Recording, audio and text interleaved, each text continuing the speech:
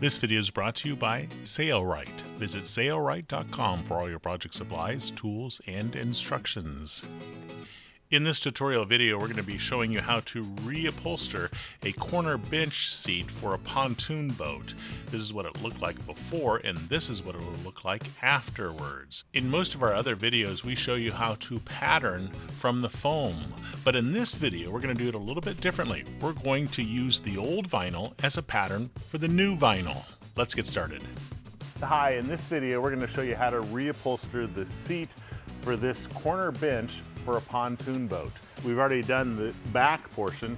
Now we're going to do the seat. We are not doing patterning over top of the foam. We're hopefully going to be able to reuse this foam, and we'll be using the old vinyl as a pattern for the new vinyl. So in this video, we're going to show you how it's done. This tutorial video shows how to do the seat portion of this corner bench seat for a pontoon. If you'd like to see how to do the backrest or the base, see the links in the description of the YouTube video. We have removed the old seat from the corner bench on the pontoon, and now we'll remove the old vinyl. Just take off this hardware. On the bottom side is a cambric dust cover. We're going to remove that. We'll probably use cushion underlining instead of this cambric dust cover. It's better for outdoor applications than this black stuff. This is great for indoor applications. You can see all the vent holes on the bottom side, so when water gets into the foam that it hopefully dries out quickly.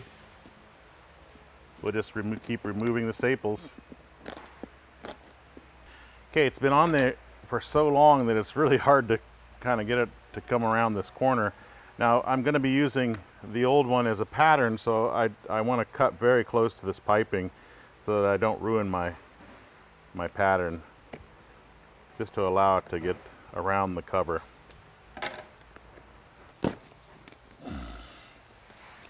Now it might have a fabric pole in it, probably does. These staples are biting me.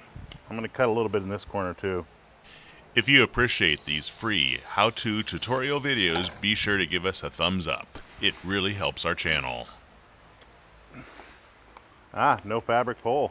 I don't see one. Oh wait, maybe there was one. There it is. Just came loose. Let's get this off and we'll talk about it. Okay, the fabric pole came loose probably years ago, and we can see it a little bit better by pulling out one of these sections of foam. Two sections of foam. There's the fabric pole. They did not use very good staples for this application. They're really junk, almost like office staples. Sailrite has much better staples. Okay, so two fabric poles to pull this is called the low-rise foam, and this is the high-rise foam. Sometimes this is called a bolster, and this is obviously the front of the cushion. So this helps keep the occupant in the seat. So we're going to follow that same principle again. Next thing we're going to do is just start tearing out the seams to separate each one of these panels. You can see here that they had silk film in this covering the foam. Is a preventative for water getting to the foam, and also it makes it much easier to pull the vinyl over top of the foam. So that's the reason for the silk film. We're going to do the same thing, but obviously use new silk film. Okay, before you take it apart, we're going to put some match-up marks on here. That way we know exactly how it goes back together. There's one. We'll call this 2.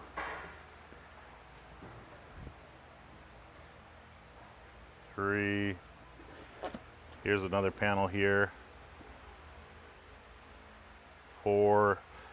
You can't go bad with too many matchup marks. If you're using your old fabric as a pattern, the more matchup marks you have, the easier it is to put everything back together. So just keep doing this around the entire assembly. Now here you can see they actually sewed a top stitch or a semi-flat filled seam here to join this part of the panel together. We're not going to do that. We're going to make this one whole piece. I don't see why they did that. Here, this is necessary because this is a a little bit of a high-rise section that has some contour in it, so this has to be a separate panel. This has to be a separate panel. If you look around the back here, this has to be a separate panel. So we're going to put a match-up mark there. My last one was 6, so this will be 7. And also over here, these have to be separate panels because of the shape. So I'm just using a seam ripper here, and I don't have to be extremely careful. I don't care if I get a little rip in the fabric. As long as I keep it generally at the same shape, we're fine. I could use scissors and just cut along the stitch and then add my 1/2 inch seam allowance. I believe that's what they used here. It looks like it. That would make it faster, but if you don't want to get confused about anything, then take the stitches out and separate each panel.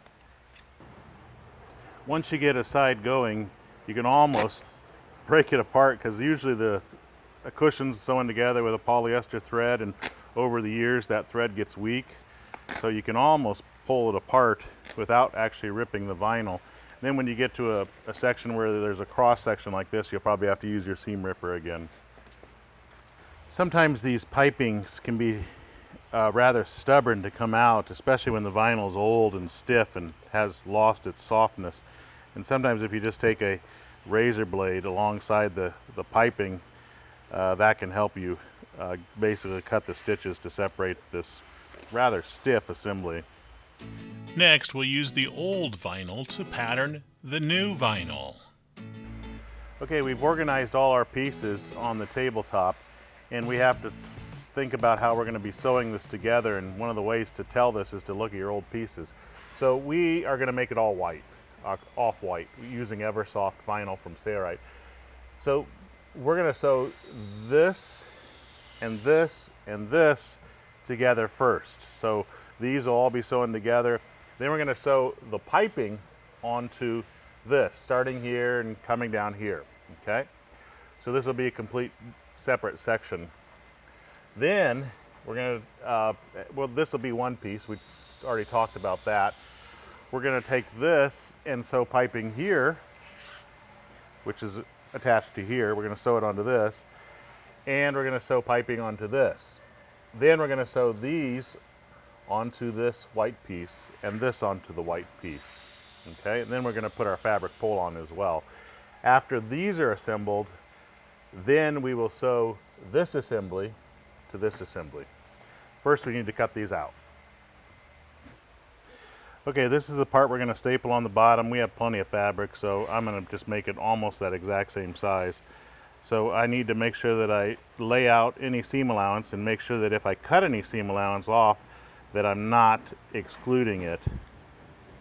We're marking on the back side of the vinyl here. Now see how this piping wants to fold up?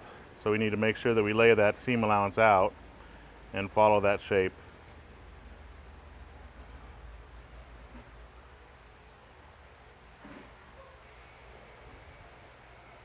Okay.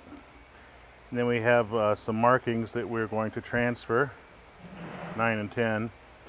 So we'll put that in the general location, and we'll transfer that mark here, 10.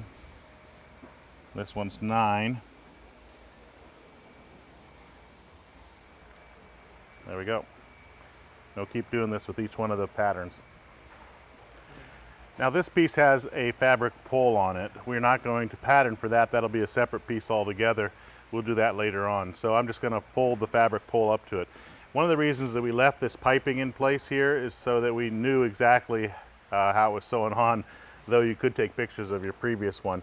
And we did rip the fabric a little bit here, so I'm actually going to kind of put that back in the general spot and trace around it with that added on, because that took off my 1/2 inch seam allowance. Right there.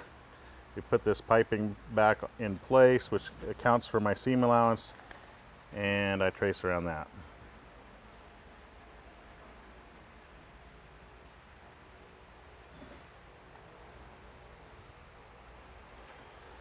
Then I splay this down flat, following that shape. The batteries on our mic just ran out, so I'll explain everything I'm doing here. The edge where it will be stapled to the backer board, I'm going to write staple on the back side of the vinyl. You may also notice that as we put this panel back over top of the lines that we struck down, that we do have a little bit of extra fabric on the edge that will be stapled. That's not a bad idea. You need to have at least the amount of fabric they have, possibly a little bit more on edges that are stapled. Make sure everything is laying down as flat as possible. Old vinyl doesn't like to lay flat because most of the plasticizer is out. See the seam? You got to splay it out flat. Okay, once we've traced around it, we want to look to make sure that it looks like it's the same size. I added extra for the staple area, and I'm going to label it staple. A little bit of extra there. We can cut it off later. Here's the staple area. I'll label it staple. If you see anything that looks like it's off, correct it. Now we'll label our matchup marks. That's 8, 3. So I've laid all my panels on here to get the best optimal cloth usage, and some of them aren't straight and so forth, and that's okay. We're using a vinyl that's called EverSoft, and if you zoom in here, you can see the EverSoft has a very nice texture. It's a 4-way stretch, and I love using a 4-way stretch. It just makes it easy for fabrication. So along the width of the fabric it stretches, along the length of the fabric it stretches, and obviously on the bias it also stretches. Sailrite does carry new foam if your foam's in really bad shape. We're going to try to reuse ours. So you have to decide whether or not you want to replace the foam. You can see there's a little bit of mold on it, but it's actually not in terrible shape here. It doesn't have much, it's not bottoming out. I think we're going to reuse it, but Sailrite does carry new foams that you can buy if you'd like. Here you can see this piece of foam was actually glued, and that's quite common to glue sections of foam together. Now we do have some areas here where the cover actually compressed the foam slightly, and we can get some of that stuff out by using a steamer, and we'll show you that. So now we have our steamer, and let's see if this helps. So you can see an indent here. We're going to put our steam on it.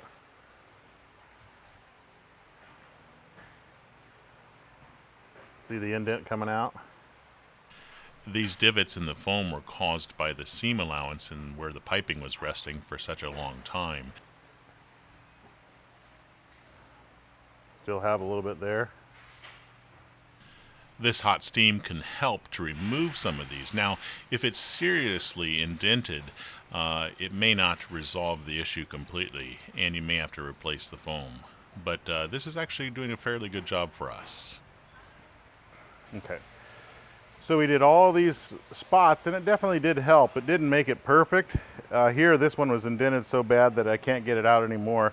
But we did definitely fill out some of the spots and some of the edges and so forth, and even some of the sides that were compressed in by holding it on a side that's maybe been compressed over the years. That kind of popped it back out a little bit. So I think we're in good shape with this. The low-rise foam is not in great shape, and eventually we decide to cut a new piece of foam. We'll have a chapter covering that later on in this video. This seat cushion has some piping, so this chapter will cover how to make it. Okay, you can see here I've cut the piping to the exact length that I need plus extra, so it's not really exact. I need 3 strips. So this strip is basically the entire width of my fabric. These are shorter. What most people do is they cut a strip long enough and then they join pieces together, and thus they have one continuous strip, and then they cut it to size as they're sewing. But I'm not going to do that. I'm going to make a strip here for this piece. I'm going to make a strip here for this piece out of some of my scrap, and then I'm going to make a piece here for the long piece. And what I want is I want my piping strip to be 1.5 inches in width. And 1.5 inches will equal a 1/2 inch seam allowance, which is what we're using for this project. So I'm using the clear acrylic ruler and putting it on that line that I struck below, and just using my Scriball black pencil for vinyl to mark the underside of the vinyl. And then we'll cut it into strips. Now, I am not making bias piping.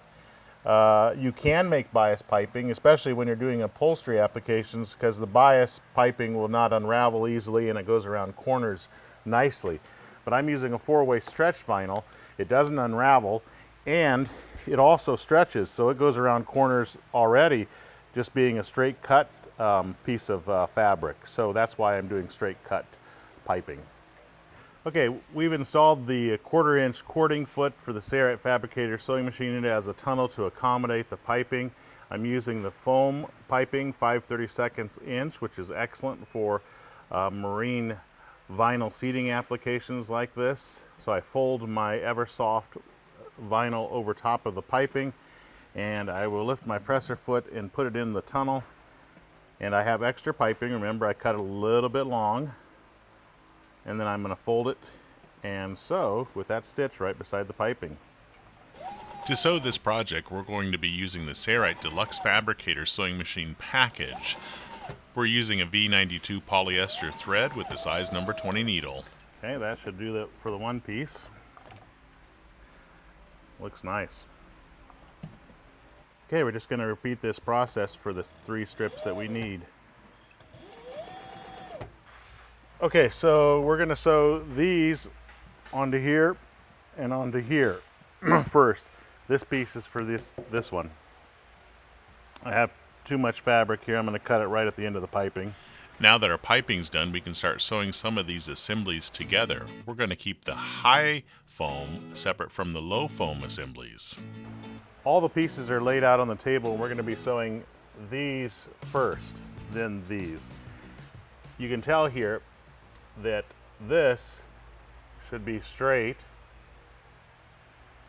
and this should be in the middle of this assembly. Now I added extra fabric here, so I don't want to start at a corner here because there's extra fabric here. I will actually start right where the marks are in the middle here. So let's just start with this one. So what I'm going to do is outside surfaces need to face each other like this. I'm going to match up the matchup marks and sew here. Because we can't see the matchup marks, you can cut a little triangle out or a notch, and that way you can see exactly where they're supposed to line up. This is probably not necessary, but it is sometimes helpful for people. So now I got my matchup marks. Then I'm going to sew a 1/2 inch from the edge, matching up the edge as I sew. And I have on the needle plate a 1/2 inch mark, so we can follow that. I need to lift my bobbin thread up. There we go.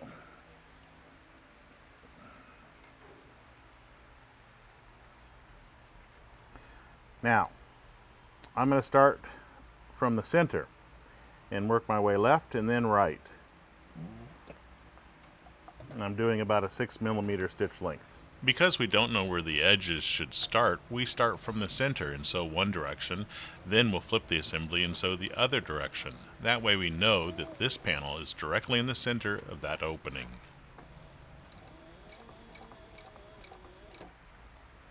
Got shape here, so I got to turn my assembly to follow the shape of this corner. And you can cut a few relief notches in the top panel, which will allow it to take that turn. Just don't go deeper than your 1/2 inch seam allowance.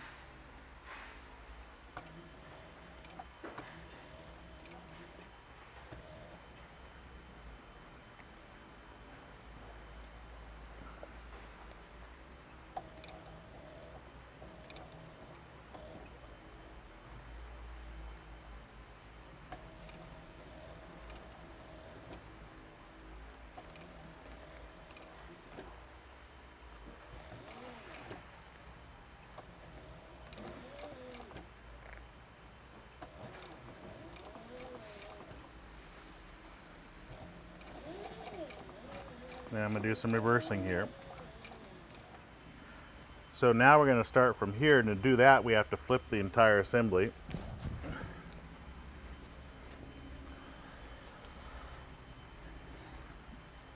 I'm going to trim these threads. And I'm going to sew right on top of my previous stitches. So I'm going to lift my foot and I'm going to bury my needle so that it's right on top of those stitches. And then I'm going to lower my foot and I will sew. I'm not going to do any reversing because I'm going to be doing a top stitch. It is exceptionally important that your stitches, if you started from the center and are now working in the other direction like we are directly on top of each other. And we want to sew over those stitches by about 1 inch. If you're not directly on top of each other, they will show up.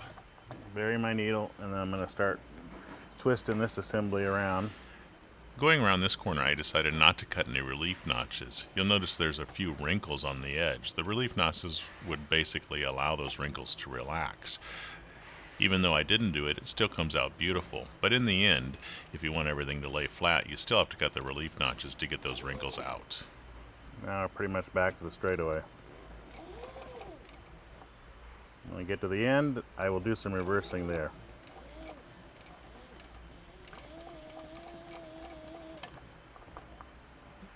Okay, see how there's some wrinkles in this fabric because of the contour or the shape?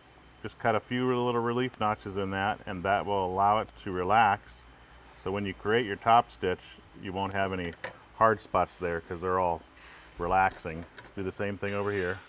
We actually decided not to do any top stitching, I believe, but that can be done, and this still should be done even if you don't. And that allows that corner to relax. Probably could go a little bit deeper here. Okay, we're going to do this one next. This side needs to be matched up, so that makes it pretty easy. I don't have to start in the middle anymore. I can start from an end and sew out. Outside surfaces face each other like this, so we'll start sewing here and sew down to there. Okay, one should be matched up, and it is, or very close to matched up. Doesn't have to be perfect.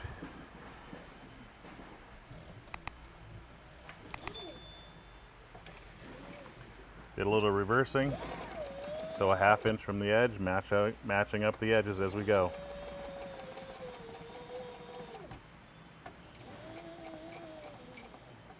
When you get to the edge, start turning when you get to that corner, I'm sorry.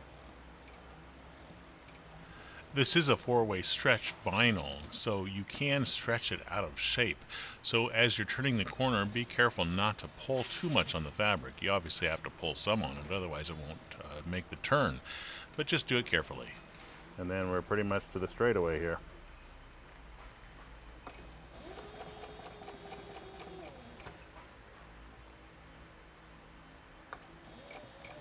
And do some reversing. Okay, we're right here. This edge gets matched up. Outside surfaces face each other. We'll start sewing here and sew to there. This time the smaller panel's on the bottom side because we want to start from this end. Not a big deal. Can't start from the other end because we can't sew that direction. That's why we flip the assembly and have the small panel on the bottom here.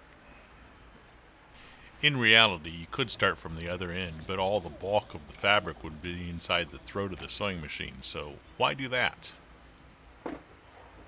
The process is done exactly as we showed earlier. However, the small panel is on the bottom side, so it has the curve. So I guess we'll continue to watch this just to see how that's done. It's done in a similar way. It looks like it's more difficult, but it really isn't. We're getting to the curve. I cut a few little relief notches out of this assembly at that curve.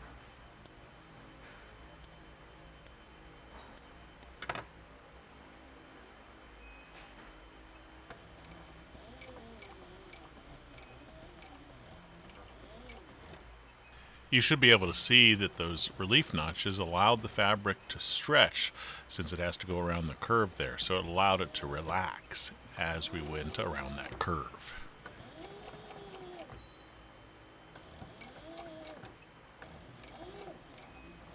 And I can feel the fabric right there in, so I'm going to do some reversing there. Remember, this is a staple, so it has extra fabric.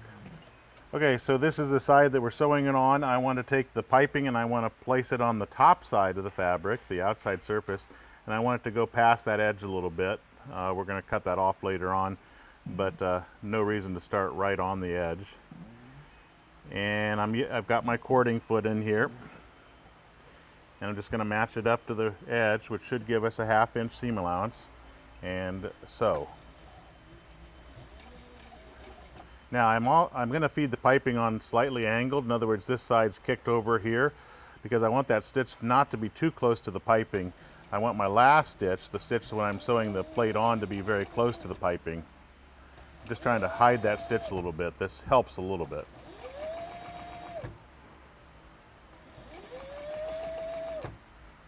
Okay, the other piece goes here in this cutout, so I'm just going to turn it around and start sewing with this. So this one has a little bit of shape to it, but the process is just the same for anything. Just follow that shape. And see how it's going to wrinkle here when you go around that corner? Cut some relief notches out of that.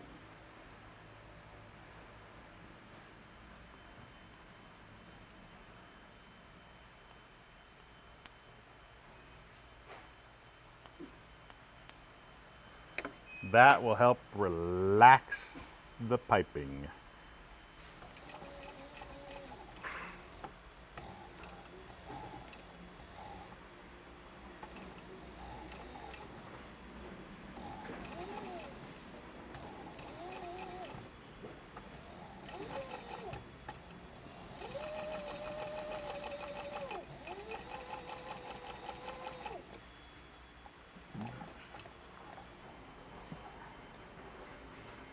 Nice. So we don't want to start from here. This is a staple side. We want to start from here. This side is supposed to be flush. So we want to start it right even with that side. We're going to cut off the excess piping here. And then outside surfaces will face each other like this. Take it to the sewing machine and sew it. So this going off the edge looks wrong. But when you put this corner on this corner here and you splay it out after the 1/2 inch seam allowance, see the straight edge? So you want to check that and make sure you have a straight edge. Looks like right about there will be about perfect for us. Yep. So that's where I'm going to sew this together. I'm going to do a little bit of reversing.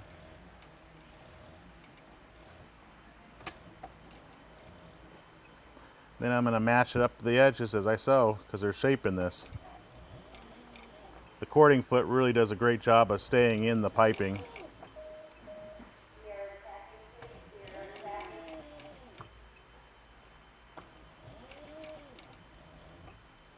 Pull this over because it's getting a little bit far from it. Or push the one below under. You can do either or.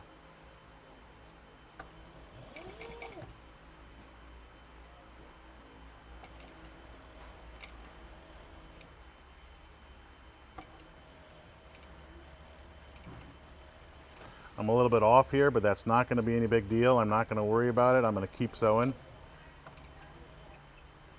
It's close enough. In other words, the top fabric is not up against the outer edge of the bottom fabric, but it's close enough and it'll still end up great.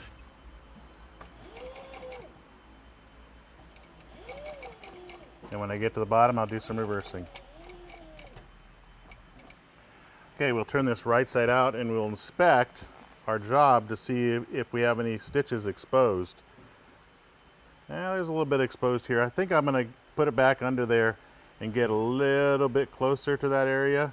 It's not bad, but if I get closer, I'll hide those stitches. Nobody sees the inside, so feel free to always do this. If you feel that those stitches are exposed too much, get closer to that piping. So originally we sewed this side. This is our final stitch. Sometimes when you're trying to get closer to the piping, sewing the other side where you can see all the stitches, except for obviously the stitch that sewed the piping together. In other words, you can see 2 stitches. This can help you to determine whether or not you're getting closer to that piping, because if you sew on the inside of that slightly, then you're definitely going to catch your piping. So watch.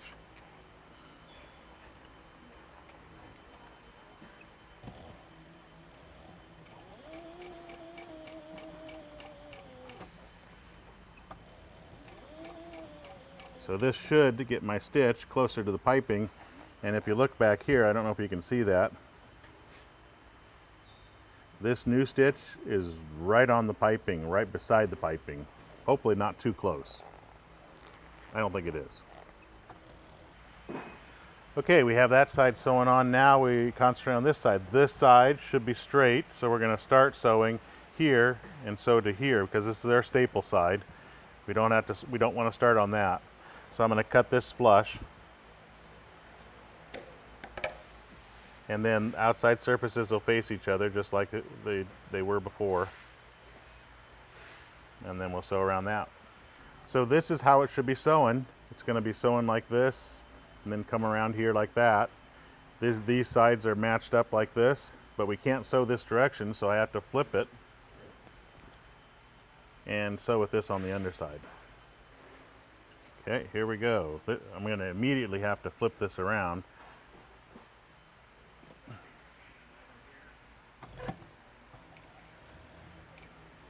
Do a little bit of reversing.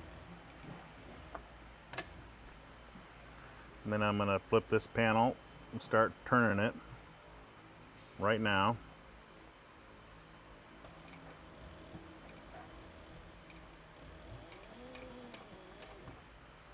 Matching up the edges.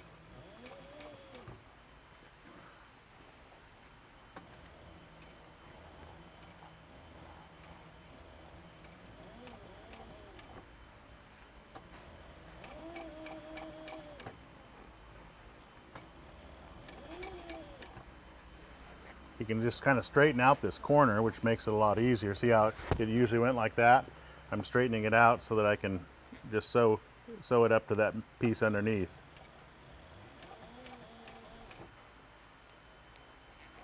Now here it's curled up. I need my scissors and I need to relieve that. So I cut a little relief in there. See how it relieved that little flange?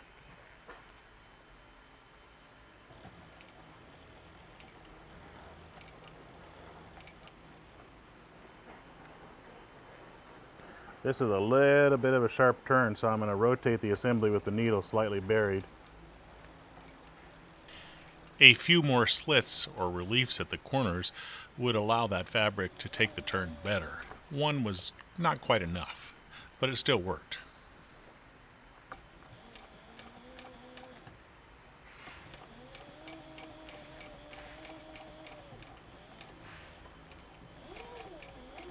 Now do some reversing.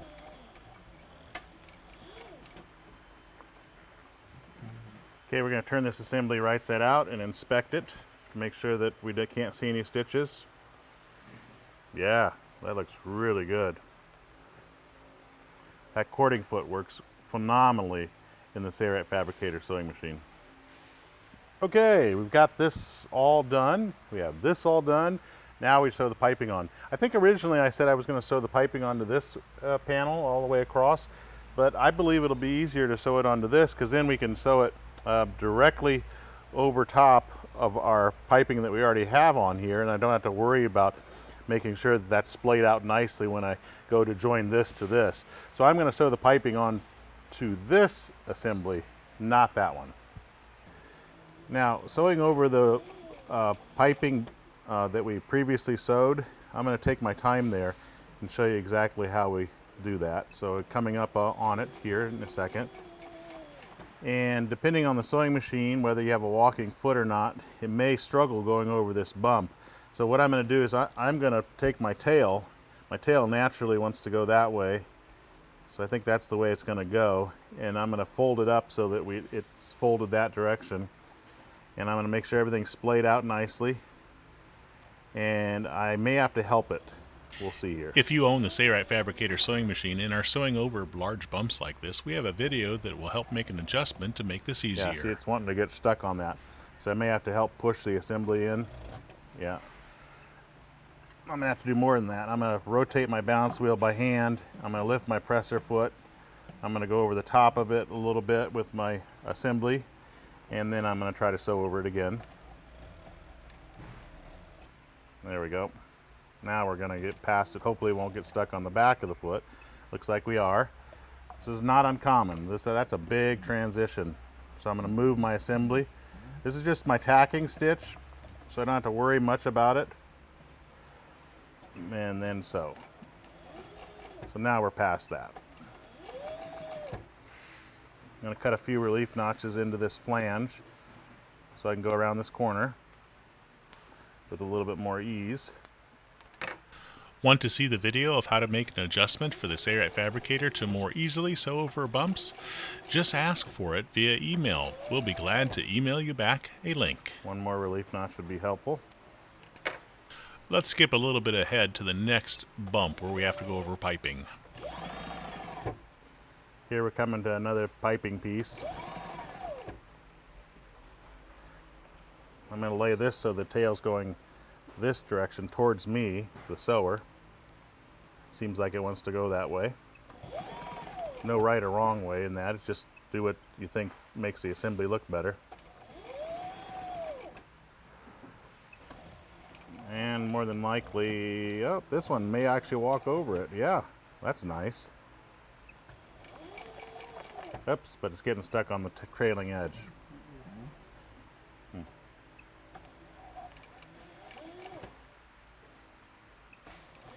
And this is where we want to stop, so we will do some reversing here. There we go. I'm going to leave these a little bit long. Sometimes I like to actually pull on them. Depends on how it staples onto the assembly. So I'm going to leave them a little bit long on each end. Get rid of the rest of the excess. Before we can join these two assemblies together, we need to create a fabric pull so it can be pulled between the two layers of foam and stapled onto the backer board. Okay, here's our old piece. This is actually this piece here. They sewed the fabric pull onto it like this. We're going to sew the fabric pull onto this. It's still going to pull on that exact same seam. Now, you can see this fabric pull, if I measure it from the end of the fabric pull, or to our sewing, I should say, but let's just measure the whole fabric pull. They put staples in about 2.5, a little bit more, almost 3 inches. That's a pretty tight fabric pull for a 3-inch foam, 3-inch to 4-inch high rise. Our 3 inches are low rise, our 4 inches are high rise. So I'm going to make my fabric pull my normal rule, which is 1 inch bigger than my low rise foam. So for us, it'll be 4 inches. That fabric pull will be sewn onto this assembly, not on this side, but from here all the way to here. This is the side too. So basically just on the top surface. And here at the middle, where it takes this turn, we're going to cut a slit. They did the exact same thing here. These were joined together. At one point they cut a slit so that it would separate, so that you could pull here and you could pull here. So let's make our fabric pull. And I like to make the fabric pull out of a dimensionally stable fabric that doesn't unravel much and stays very consistent as far as no matter how old it is, it's going to be a great fabric. This is Top-Notch 9.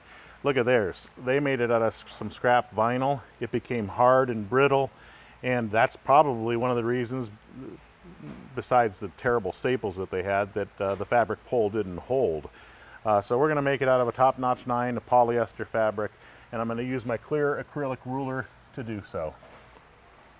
Okay, I'm making my fabric pull 4 inches wide, and I'm making it extra long because we can cut it to size later. This is definitely plenty. And then I'm going to strike a line 1/2 inch from that cut line that we're making now. I believe that's a 1/2 inch, yep. And I'm going to put that line on both sides of the fabric so I don't have to worry about getting it flipped wrong side out, because there is no right side or wrong side.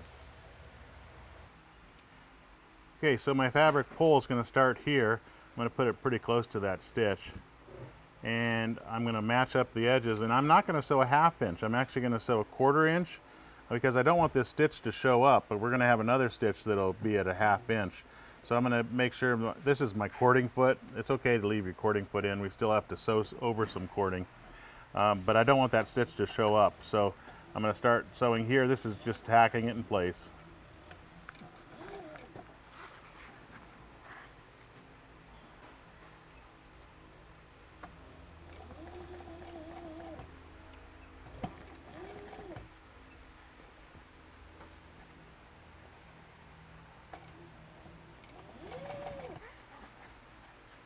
Okay, here we're coming to this seam here. I'm going to splay that seam down and I'm going to stop sewing right when I reach it. And then I'm going to do a little bit of reversing. There we go, we'll cut the excess off. Now that the fabric pull is sewn onto one of those panels, we can join these two panels together. Okay, here's our low rise and here's our high rise. Front, back. This gets sewn here, so outside surfaces would face each other. So basically you would start here and you would sew this on, and this would come out until the end of that. So now that our fabric pull is sewn to our vinyl, we have this curve here at the corner, and I'm just going to cut a slit to relax that assembly all the way up almost to my sew line, just like that. Now see how it relaxes? So now what I'm going to do is we have to join the other half to this, and I want to make sure that my seams are all matched up. One way to get this job done so that the seams match up is to use a 1/4 inch basting tape for canvas and upholstery. This is thin enough that it doesn't show up after the seam is put in, and it also sticks very well to both canvas, umbrella, or a vinyl fabric like this. So I love using it. So we're going to pre-baste everything in place prior to sewing, and if we're not happy, we can move it. So we're going to peel off the transfer paper, revealing the glue. Then we're going to make sure this seam matches up with that seam. So outside surfaces face each other. And I probably just start at that seam, making sure that piping looks good.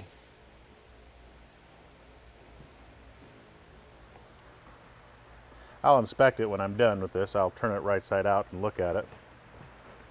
And baste around to the perimeter and make sure that this one falls on that seam.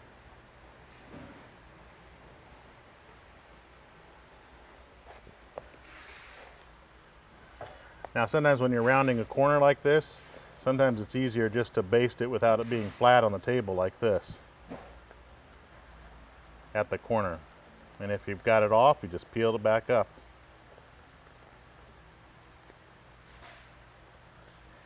See how nicely that works?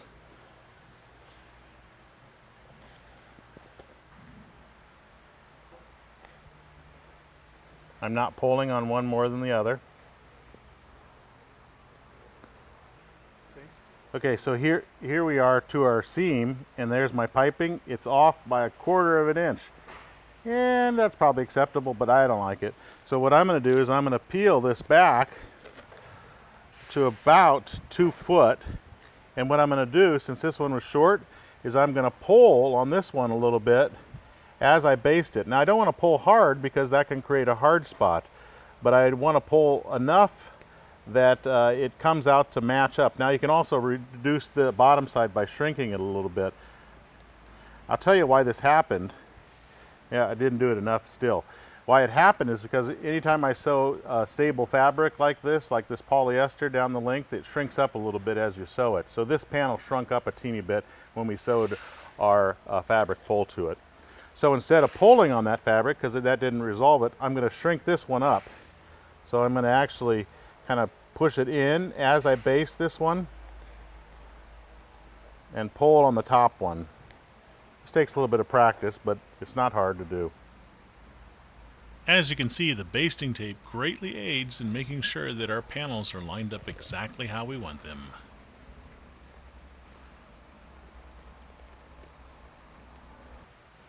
So now look what we have. We have it pretty much right on top of that piping, and that's acceptable. So I'm going to continue to baste down to this side. There we go.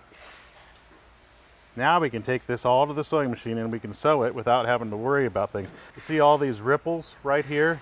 Those ripples can be relieved by cutting no deeper than your seam allowance.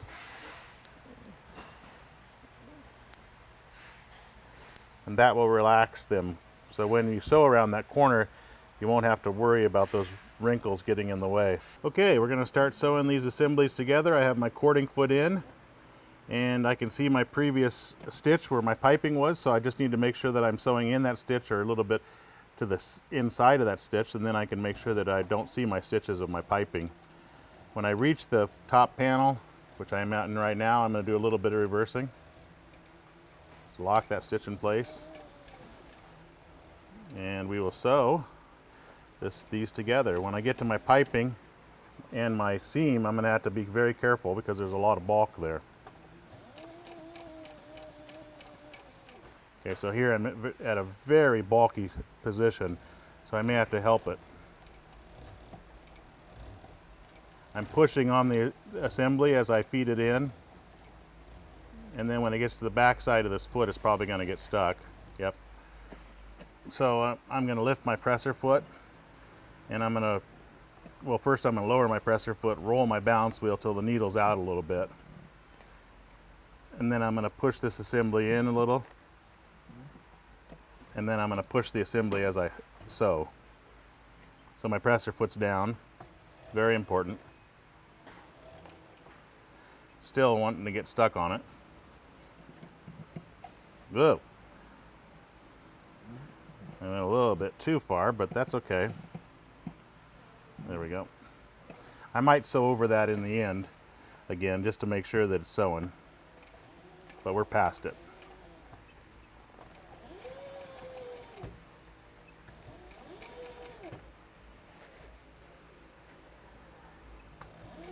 Now this is sewing through my fabric pole on the bottom side as well, so it's securing it at about 1/2 inch, which is what we want. When we sewed the fabric pole in place along the edge of that one fabric assembly, that stitch was 1/4 inch from the edge. This stitch is sewing through the fabric pole, so this places this stitch at 1/2 inch from the edge of the fabric pole, right where we want it.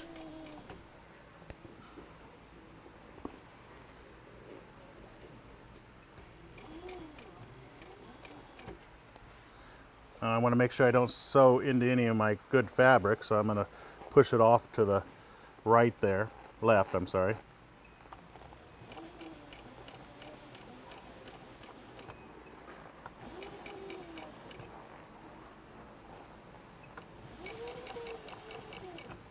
Here's another bump, the last one.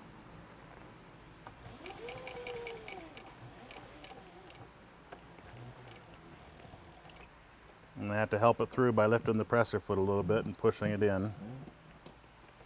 Anytime you go over a transitional bump like this, especially with tails hanging in the way, you want to watch the presser foot to make sure that no part of the presser foot gets caught. If it does, simply lift the presser foot and move the fabric. It's going to get caught on the back edge.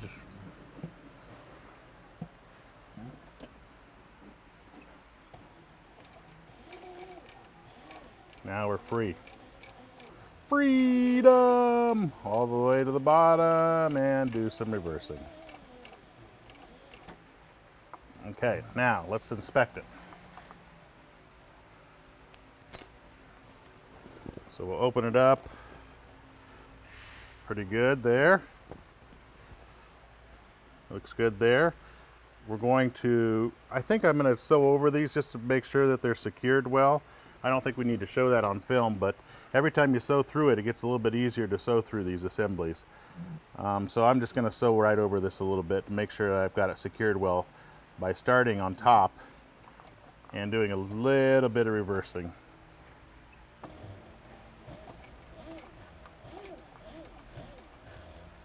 Now I know it's good, and I'll do the same thing with the second one. We're going to mark the position of the fabric pull on the backer board using our foam. Okay, I placed my foam back on top of my backer board here, and we really should have about a 1/2 inch of foam hanging over the edges, approximately a 1/2 inch. A little bit shy, but that'll be okay. Now what I want to do is I want to trace where this foam rests so that I know where to staple my fabric pole in. So I'm going to trace around this, and that'll give me an exact location to where I want to staple that fabric pole in place. Now, if you're cutting your own foam, then try to make it a little bit oversized, going over the edge of the board slightly by about a 1/2 inch. Well, what the heck? Why don't we just cut a new piece for this section here, just to show you how that's done using foam available from Sailrite. So we're going to do that now. So we have a 3-inch foam. This was a 3-inch foam here, and I've laid it so that we have approximately 1/2 inch over here and a 1/2 inch extra over here. I'm going to take a marker and I'm going to trace around it, making it slightly bigger than our current one by a 1/4 inch or so. And here too. I'm not going to make this a curved corner. It's going to be square so that we can fill in the corner. Even though this one looks curved a little bit, we're going to make it square. That way it fills in the corner of the cushion. Same thing over here. We're going to go straight up like that. So now we have our lines. We're going to demonstrate cutting the foam with an electric kitchen knife that you use for Thanksgiving. You can get this at any box store. I'm going to separate the table so that I can cut in between with this foam cutter. Then we're going to use a professional cutting tool. So we're going to keep the blade up totally vertical so that we get a straight cut. And this will work. So you don't have to feel like you have to go out and buy a really expensive foam cutter, though it makes it a lot easier. So I'm going to stop right about there. Let's take a look at our cut. Not too bad. A little bit of a ridgy look to it, but that's not going to show up in our end result. Now let's push the table together and use the professional tool. The Sailrite blade foam saw has a flat base so that we get almost a perfectly vertical cut, and it has rollers on the bottom side that makes it pretty easy to cut through foam. It works great for medium density, low density, and high density foams. It has 2 blades, one that moves and one that's stationary, so your foam doesn't jiggle up and down. So look, we're going to start where we left off with the electric kitchen knife. Easy to follow turns.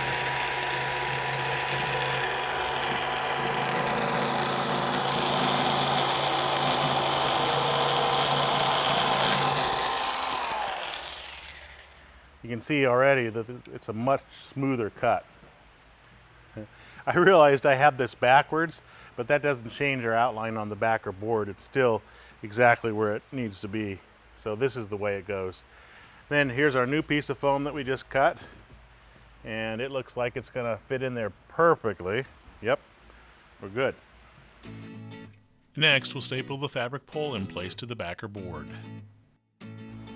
We've already replaced the T-nuts. They were rusted out, and you might want to just replace this with a marine plywood, but we're going to reuse it. It's not in the best shape, but we'll get it done. So we've replaced the T-nuts. We're ready to start stapling our assembly in place. Check to make sure this is the front. We already marked where the foam goes, so we know this is laying right. I'm going to splay it open here. We can put our fabric pole directly on top of that line. We know that's where the middle of the foam is. We know that this edge is almost right on the seam allowance edge, so if I position it like this, because we know the seam is there, this should be the right spot, just almost to that edge. So now I don't want to position it along this front edge. I want to position this line that I struck a 1/2 inch in on the line that we struck on the board.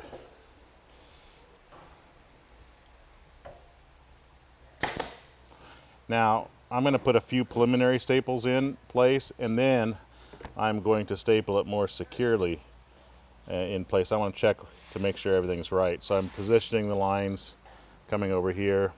Since this is a fairly small cushion, pulling it snug, and then I'll staple this side, and then I'll staple a few in the middle.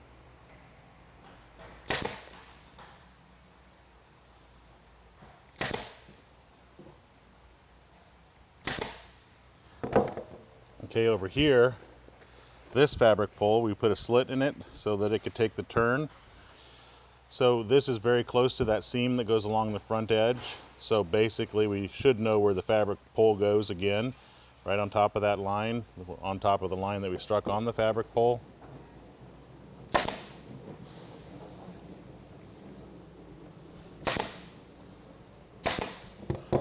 Okay, so we've got the preliminary staples in place. Now we're going to take our foam, our front foam, and insert it in here, but first we need to wrap it in silk film. So I've cut the silk film larger than my piece, and I'll just wrap it around. I don't care if it's got several layers. and then we will stick it in, making sure that this is the front, and it is.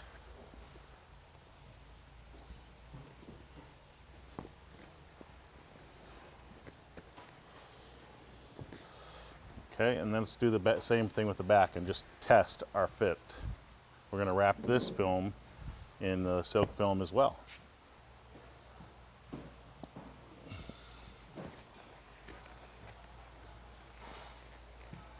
Now we're just going to tuck it around the backer board and inspect our work.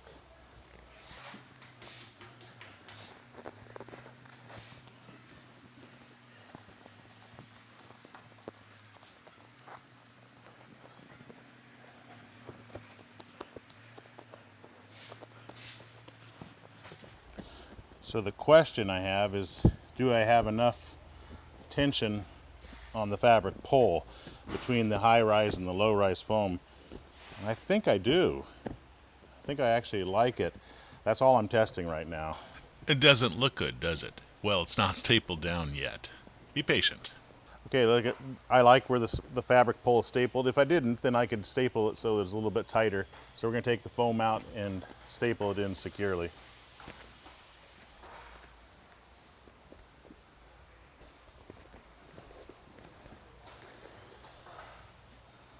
There she blows. So we'll just put staples. We don't want this to come out anytime soon. So staples are going to be placed about every 1/4 inch apart.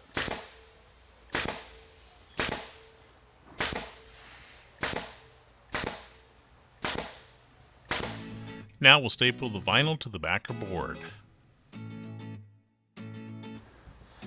Okay, so now that we have it secured, we're going to put everything in for the final steps. First, our high rise.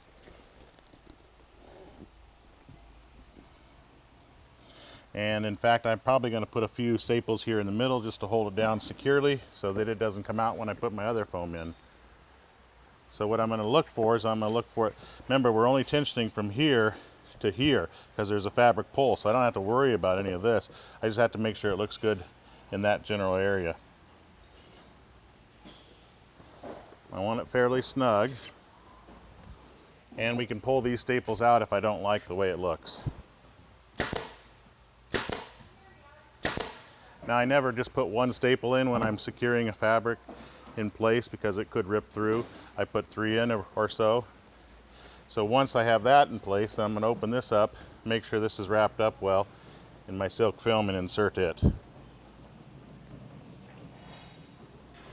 Since these 2 sections of foam are basically 2 separate sections, you can actually staple the high rise in place completely and then move on to the low rise and staple it next. But we're not doing it that way. Okay, so now I'm going to put some staples over here in the middle area, making sure this looks good, nice and taut. And again, these are preliminary staples, so if I don't like them, I can take them out.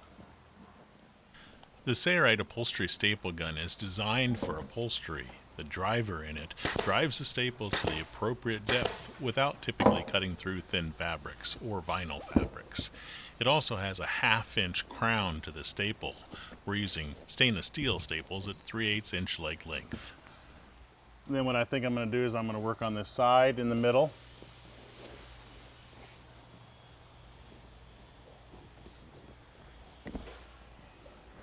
Making sure this looks good. Hold down snug. And put some staples in that too, near the middle position. The idea here is at the middle position on all 4 sides, we're trying to position the vinyl at the right spot. Then we'll go around, work out wrinkles, and then secure it completely. We got a lot of silk film sticking out of the bottom. I'm going to go ahead and trim this off because it's just making it hard to grip. Okay, we haven't tensioned this side, this middle section. We've tensioned here, here, here, nowhere else. So now let's concentrate. You can see this massive wrinkle here. You're probably like, oh, look at that. Okay, to get this out, what I'm going to do is I'm going to tension here and here, and I'm going to work this wrinkle out with my hands. So I'm going to push the wrinkle, and I'm going to pull on the fabric here, And then we'll also pull over here. First I'm going to tighten this down, or I'm sorry, get some staples in this.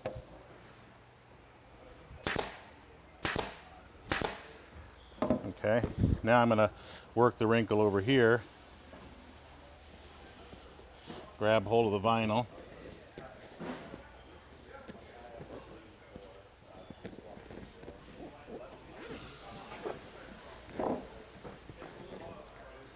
Put a few staples here. Better. Now we still haven't tensioned it here.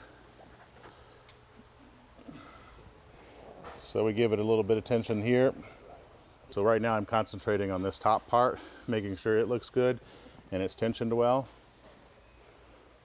That looks really good. Put some staples here.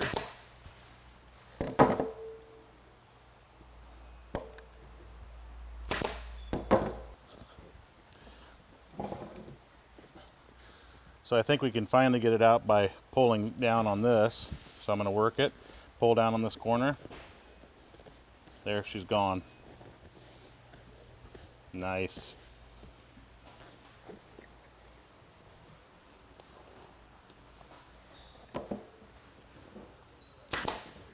Good. And what's left of this can be worked out with some steam. Now let's concentrate a little bit over here, make sure this looks good. We also have a tight spot back here that's pulled in very tight. So we either have to release this or we have to pull these tighter so it equals that. So now we have a little bit of a loose spot here, but all we have to do is pull that down and that pretty much disappears.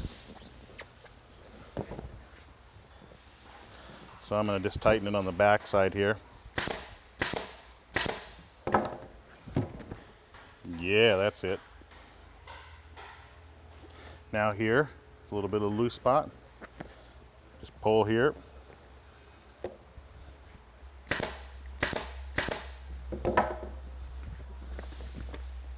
Gone. Right here, a little bit of a wrinkle. Pull down here, wrinkle disappears.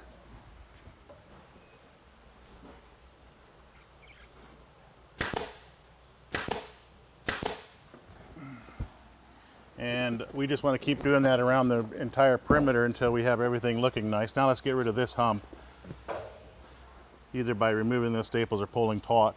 Looks like I can pull taut and it'll make it start looking even. So I'm just going to pull this taut and staple it down. Okay, so now I'm pretty much happy with the fit. I've got a little soft spot here that'll come out with some steam, maybe a little steam up here, but it really looks pretty good. So what I'm going to do is I'm going to turn it around, and now all I'm going to do is pull it taut between the staples and put staples around the entire perimeter very close together. We'll do this all around the perimeter. Oh, at the corners, what do you do there? Well, if you have a lot of excess fabric, you want to cut it away. We don't have much excess fabric, so all I'm going to do is just kind of create a nice little fold like that and then push down hard with my stapler to staple that in place. That's what we'll do at the corners. Got wrinkles? We can remove them with some hot steam. So we have a few little wrinkles in here. We're going to use some steam, and I'm going to let it sit on there for a while. I'm going to pull on the vinyl with my fingers, cross it, and hopefully they will start to disappear. Sometimes it takes several minutes to do this. You don't want to heat it to the point where you damage the vinyl, and usually steam heat will not damage the vinyl.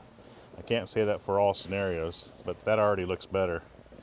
Now we had a little bit of a wrinkle here. It's hard to see in the camera, but it's there. And I'm going to just work it out with this steam. To give the underside of the seat a finished look, we're going to staple on cushion underlining fabric. We're going to cut some of this excess away here. We don't need all this vinyl. We're going to put a cushion underlining on the bottom side because this is a cushion that tilts up. So just get rid of the excess. There's some silk film down here that will not allow the foam to breathe, so I'm just going to use my staple remover and kind of rip up the silk film to allow a little bit of breathability.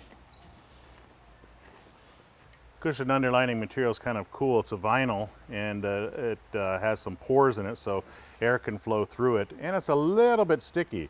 So for some cushions it'll actually help hold them in place. And all I'm going to do is just staple this around the perimeter and then cut around that perimeter. And I'm going to try to hide all those staples that we had for the vinyl.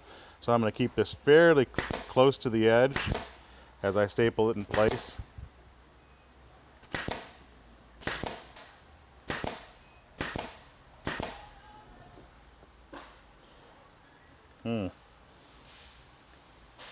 Probably should have butted that up to the corner so I know where the corner is, but I didn't.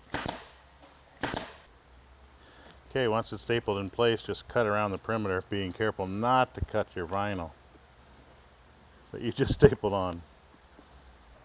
Okay, what we should have done for the placement of these is where we have our T-nuts, is we should have marked the fabric and positioned it. So I pretty much know where it is because of the fact that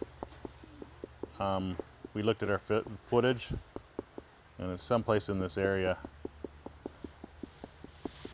So we found it here. Had to poke through a little bit hard. So I bet the other one is probably here. So it wasn't down here because I couldn't feel it, but when I put this bracket over here, it went right through. So there's where the other one is. So now we know where those holes go. The seat for the corner bench of the pontoon boat is now complete and ready for use. Don't go away, the materials and tools list is coming up next. So now we're done with our seat, and it fits in here similar to this. We don't have the brackets on it yet, but we will. And we also have a separate video showing how to do the backrest. And we're also going to have a video showing how to do the base. And here's the materials and the tools that we used to make this seat. We used a EverSoft 4-way stretch vinyl fabric that's available from Sailrite, but Sailrite also has other vinyl fabrics that'll work great as well. If you have any questions about the materials we used or the tools, be sure to give us a call or email us. We're glad to help. If you'd like to see how we made the backrest or the base for a corner bench seat for a pontoon, be sure to click the thumbnails here and they will direct you to those videos. These free videos are made available only through the loyal support of customers like you. Thanks again for your loyal support in purchasing all your materials and tools from Sailrite. I'm Eric Grant, and from all of us here at Sailrite, thanks for watching.